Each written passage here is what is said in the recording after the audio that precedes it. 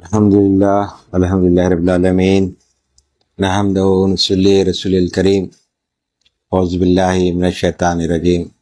بسم اللہ الرحمن الرحیم اللہم صلی علی سیدنا محمد کما صلیت علی ابراہیم وعلی آل ابراہیم انکا حمید مجید الصلاۃ والسلام علیکہ یا رسول اللہ۔ ہم ہر اتوار کی طرح اس اتوار کو بھی ہم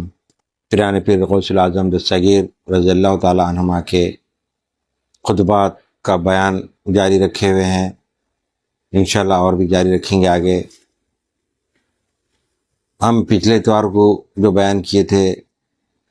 مجلس نمبر 45 اسی کی سلسلہ وار قسط چل رہی ہے، اور آج 45ویں مجلس کی قسط نمبر دوسری آج ہم بیان کریں گے، اور آج ہے 19 اکتوبر 2025 26 ربیع الثانی 1447 ہجری برد اتوار،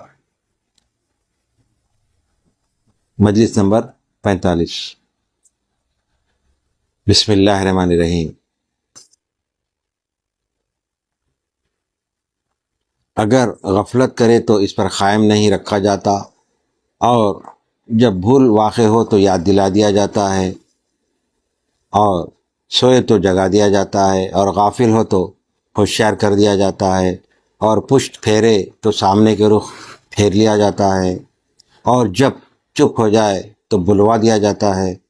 پس ہر وقت وہ ہمیشہ بیدار اور صاف رہتا ہے، کیونکہ اس کے قلب کا آئینہ ایسا صاف ہو گیا ہے کہ باہر ہی سے اس کا اندرون دکھائی دیتا ہے۔ اس کو بیداری اپنے نبی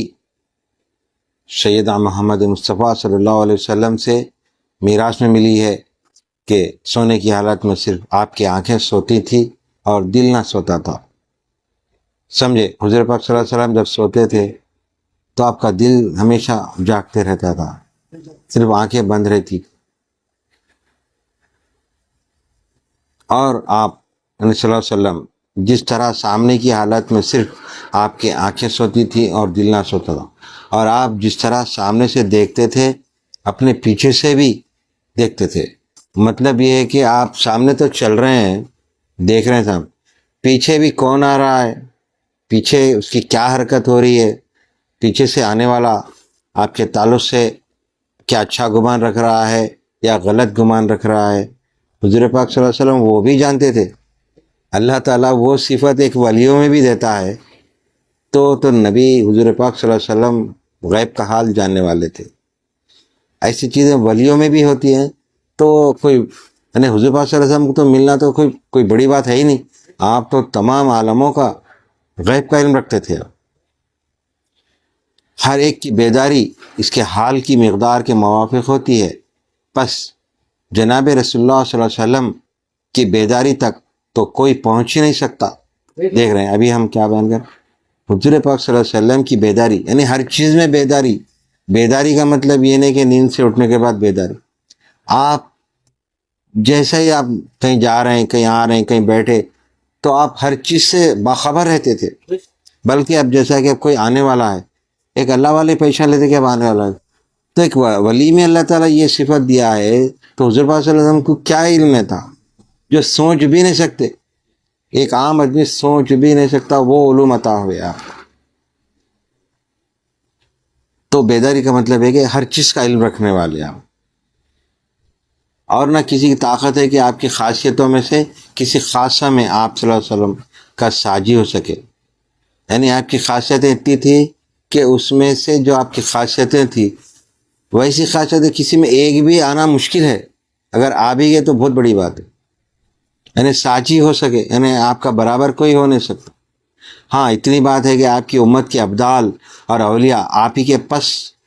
خوردہ کھانے اور پانی کے دسترخوان پر آتے ہیں، یعنی آپ کے اب جو ولی بن رہے ہیں وہ اولیاء اور جو ابدال ہے، کیونکہ ان کو بھی ایک مقام عطا ہوا سو ہے، تو آپ ہی کی وجہ سے ہو رہا ہو۔ حضور پاک صلی اللہ علیہ وسلم کے طفیل میں ہی مل رہا ولی کو ایک یعنی جاننا، کوئی آ رہا تو جاننا، پہچاننا، کسی کے قلب میں چل رہا کیا چل رہا، یہ بھی پہچان ایک ولی کو اللہ عطا کرتا ہے، وہ بھی کس کے وسیلے سے، کس کی وجہ سے؟ حضور پاک صلی اللہ علیہ وسلم کی وجہ سے۔ اور یہ آپ ہی کے پس خوردہ کھانے اور پانی کے دسترخوان پر آتے ہیں، اور آپ ہی کے مقامات کے سمندروں میں سے ایک قطرہ اور کرامات کے پہاڑوں میں سے ایک ذرہ ان کو دے دیا جاتا ہے۔ اب جیسے کہ ولی ہے، پیر ہے، اللہ تعالیٰ ان کو عطا کیا ہوا ہے۔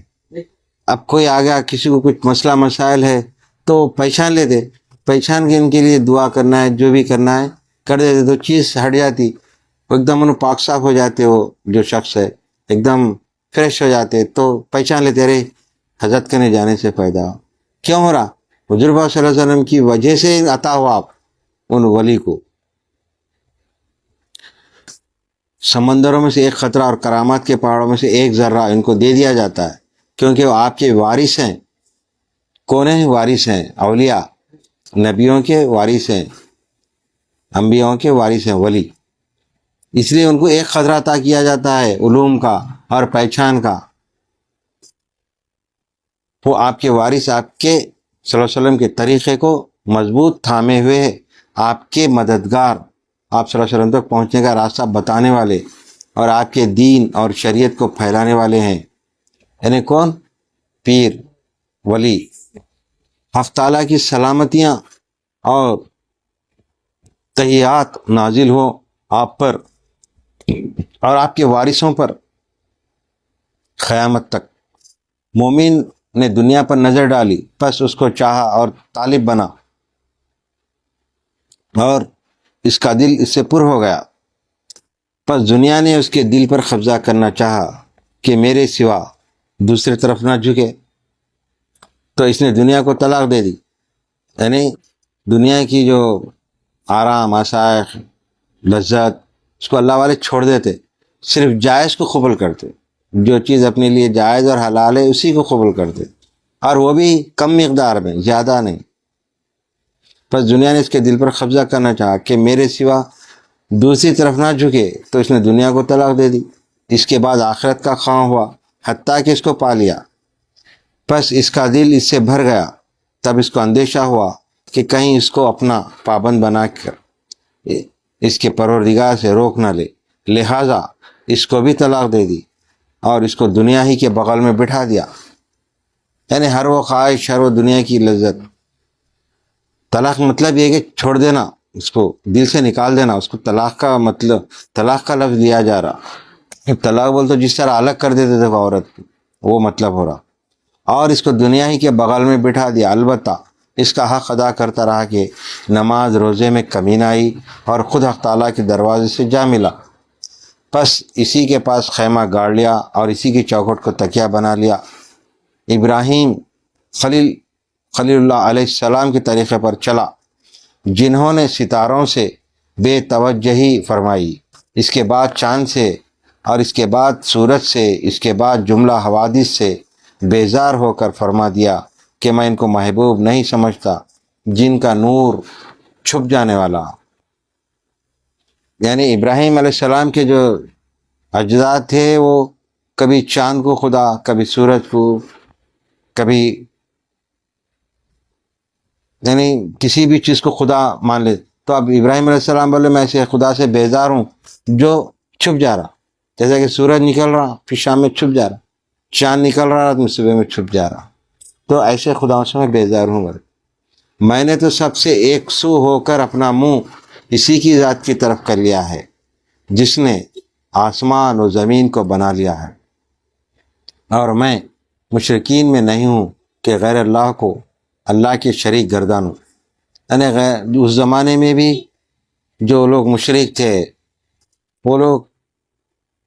چاند کو خدا سمجھتے تھے، سورج کو، ایک درخت کو، پتھر کو، جو سمجھ میں آئے اس کو خدا جانتے تھے، مانتے تھے وہ لوگ۔ تو اس کی سچی طلب کو جانچ لیا تو دروازہ کھول دیا، اور اس کے قلب کو اپنے حضور میں باریابی کی اجازت دی، پس اس کی مزاج پرسی کی، اور حالانکہ وہ اس سے زیادہ واقف ہے، مگر مانوس بنانے اور اپنی شفقت و پیار ظاہر فرمانے کے لیے جو کچھ دنیا اور آخرت کے ساتھ وصل و طلاق کا واقعہ گزرا تھا، اس سے پوچھ اسے پوچھا، پس اس نے سارے قصہ کہہ کر سنا دیا۔ تب حق تعالیٰ نے اس کو اپنا قرب و انس عطا فرمایا اور اپنی خوشنودی کی قلت کو اس کو بخشے اور علم و دانش سے اس کو لبریز کر دیا، اور اس کی طلاق دی ہوئی دنیا اور آخرت کو بلا کر ان دونوں سے اس کا جدید عقد کر دیا، اور اس کے بعد ان دونوں نئی بیویوں کے مابین شرائط نامہ لکھ دیا، جس میں ایک مثال دے رہے ہیں، جس میں اس کو کبھی اذیت نہ دینے کی ان پر شرط درج فرمائی، اور ان دونوں کو اس کا خدمتگار بنا دیا کہ اس کے مخصوم اور اس کو پورے دیتی رہیں، اور ان کے دلوں میں اس کی محبت ڈال دی کہ عاشق بن کر شوق و رغبت سے اس کے آرام کا سامان کریں۔ پس اس کے حق میں معاملہ پلٹ گیا کہ پہلے دنیا و آخرت کا طالب تھا، اب وہ دونوں اس کے طالب بن گئیں۔ پہلے بندہ دنیا کا رہتا، جب وہ دنیا کو چھوڑا تو دنیا اس کی طالب ہو جاتی، ولی کے دونوں اس کے طالب بنی۔ اس کے قلب کی خیامگاہ رب کے قریب قرار پائی، یعنی اس کے قلب کی خیامگاہ رب کے قریب قرار پائی، اور ماسو اللہ سب اس سے ایک سو ہو گئے، اور ماسو اللہ یعنی اللہ کے سوا سب سے قریب ہو گئے، ایک سو ہو گئے۔ بندہ آزاد بن گیا کہ صرف اللہ کا غلام رہا، اور جملہ ماسوا اللہ سے آزاد ہو گیا۔ آسمان و زمین میں بے قید کہ اس پر کوئی شے قبضہ نہیں کر سکتی، اور وہ جملہ اشیاء پر قابض ہے۔ بادشاہ بن گیا کہ بجز شہنشاہ کے کسی کا بھی اس پر قبضہ نہیں، باجازت عامہ بلا قید اس کے سامنے شہنشاہی دروازہ کھلا ہوا ہے کہ نہ کوئی دربان ہے نہ روک ٹوک کرنے والا۔ یعنی مطلب یہ ہے کہ بندہ جب ذکر اذکار کرتے کرتے اللہ تک رسائی پا لیا، اللہ کا قرب حاصل کر لیا، تو کیا مثال دے رہے ہیں کہ شہنشاہ بننے کے بعد اس کے لیے کوئی دربان کی ضرورت ہی نہیں، انہیں کہیں سے بھی آ سکتا جا سکتا۔ دروازہ ایسا ہے کہ بادشاہ کے لیے کھلا، کوئی بھی دروازے سے محل میں آ سکتا جا سکتا،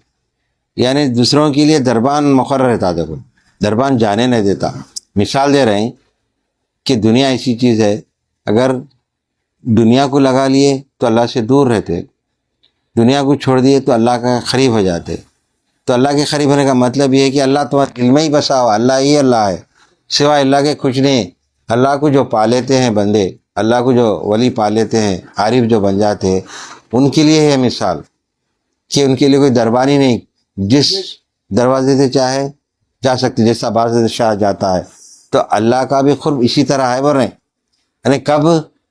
اللہ کو پانے کے لیے اللہ کو جو پائے ان کے پاس گئے تو اللہ ملتا، جب مل جاتا تو ایک مثال دے رہے ہیں بادشاہ کی طرح۔ اللہ والوں کا غلام بن کہ دنیا اور آخرت ان کی خادم بن جاتی ہے۔ دیکھو کیا فرمائے، اللہ والوں کا غلام بن کہ دنیا اور آخرت ان کی خادم بن جاتی ہے، یعنی خدمت گزار بن جاتے لوگ اللہ والوں کی۔ جس وقت بھی وہ ان سے کچھ لینا چاہتے ہیں بھیجنے، یعنی اللہ کے حکم سے خداوندی لے لیتے ہیں، وہ تم کو عطا کریں گے دنیا کی صورت اور آخرت کے معنی کہ صرف بدن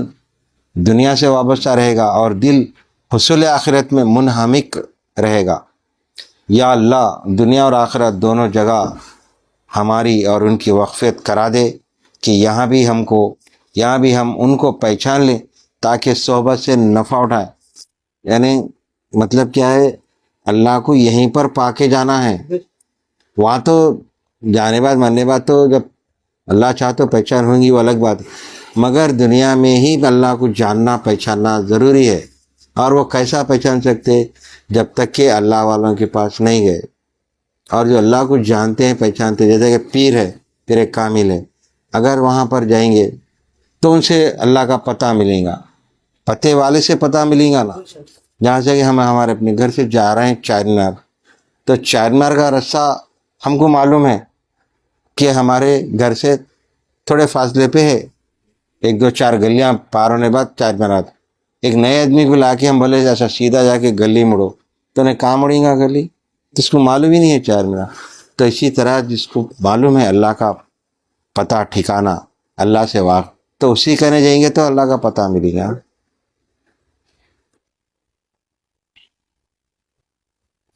یا اللہ یہاں پہ کیا ہے، عطا، یا اللہ دنیا اور آخرت دونوں جگہ ہماری اور ان کی وقفیت کرا دے کہ یہاں بھی ہم ان کو پہچان لیں تاکہ صحبت سے نفع اٹھائیں۔ کیا دعا ہو رہی؟ اے اللہ ہم کو یہاں پر ہی تیرا واقف کار بنا دے تاکہ ہمارے کو آسانی ہو جائے وہاں پہ تیرے کو اللہ کو پہچاننے میں۔ اور ہم بھی دعا کرتے اللہ سے، اے پاک پروردگار بچا ہم کو گناہوں سے، آفتوں سے، بلاؤں سے، مصیبتوں سے، پریشانیوں سے، ہم تمام کو محفوظ اور معمور رکھ، اپنے حفظ میں، امان میں رکھ۔ جتنے ہم موردین معتقدین آتے جاتے ہیں مالک، جو بہت دور دور سے آ کے پیارے نبی غوث سید کے آواز کو سنتے ہیں اور اس میں بڑھ چڑھ کے حصہ لیتے ہیں مالک، یہ لوگ ان کی عمر دراز فرما، ان کو روحانی قوت عطا فرما، ان کو طاقت عطا فرما، ان کے مقاصد کو پورا کر، اور ان کو اپنا پتہ ٹھکانے کا آسانی سے، ان کو آسانی پیدا فرما، ان کی عقل سمجھ میں تیرے علم اور تیرے ہونے کی دلیل ان کو آسانی سے مل جائے مالک، اور ان کے جو مقاصد ہیں وہ بھی پورے ہو جائے، ان کے جو پریشانیاں دور ہو جائے، اور جو نوکریوں کے لیے پریشان ہیں ان کی نوکریوں کا ہو جائے، جو کاروبار کے لیے پریشان ہیں ان کے کاروبار کو وسعت عطا فرما، جو دور دور سے بیٹھ کے مریدین متقین دعاؤں کے لیے بولے مالک، ان کے بھی جو مسئلے مسائل ہے وہ بھی حل کر دے، ان کے بھی پریشانی کو دور فرما، ان بچوں کی شادیوں کے لیے بہترین انتظامات کر دے، اور جو گھروں میں بیمار ہیں جو ہم سے وابستہ ہیں ان کے بھی بیماریوں کو دور فرما، شفا کلی عطا فرما، اور تمام پریشانی سے محفوظ رکھ، اور جو مقاصد لے کے یہاں پر آتے ہیں ان کے مقصدوں کو پورا کر، اور حاسدین کی حسد سے، دشمنوں کی شرنگی سے ہم تمام کو محفوظ اور معمور رکھ، ہمارے جملہ جتنے بھی حاجات ہیں میرے مالک جو رکے ہوئے ہیں کام وہ بنا دے، تیرے حبیب پاک صلی اللہ علیہ وسلم کے صدقے میں، حضرت علی کرم اللہ تعالیٰ سے دفعات نظر اماں جان کے صدقے طفیل، حسنین کریمین کے صدقے طفیل، پنجتین پاک کے صدقے طفیل، غوث پاک سرکار کے صدقے طفیل ہماری دعاؤں کو، جد امجد معشوق اللہ سرکار کے صدقے طفیل ہماری ان تمام دعاؤں کو قبول اور مقبول فرما، ہمارے کاموں میں آسانیاں پیدا فرما، جس طرح تو فرماتا فَإِنَّ مَعَ الْعُسْرِ يُسْرًا، إِنَّ مَعَ الْعُسْرِ يُسْرًا، ہر مشکل کے بعد تو آسانی پیدا کرتے ہیں میرے مالک، ہمارے مشکلوں کو دور فرما، آسانیاں پیدا فرما، ہمارے کاموں کو، بگڑے کاموں کو بنا دے میرے مالک، اور ہماری ان دعاؤں کو قبول اور مقبول فرما، بفضل سبحانک رب العزت عما یصفون، والسلام علیکم والحمد للہ رب العالمین، وما علینا الا البلاغ۔